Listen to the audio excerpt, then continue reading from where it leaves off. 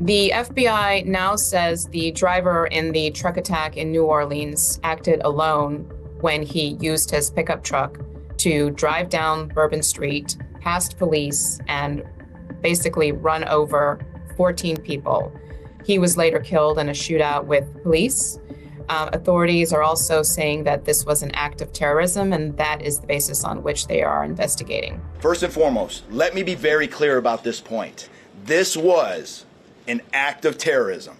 It was premeditated and an evil act.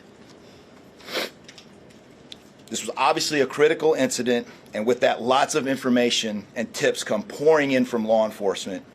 Authorities said they have surveillance video of the suspect in the attack leaving explosive devices around New Orleans, but the latest update is that all of those explosives have been recovered. They had not been detonated, and there was no additional threat to the people of New Orleans. I know I can speak for all Americans when I say our hearts are with the people of New Orleans after the despicable attack that occurred in the early morning hours. President Biden has been getting regular updates on the investigation, and he's also been directing his team at the White House and across the federal government to make sure that officials in New Orleans have what they need to conduct the investigation.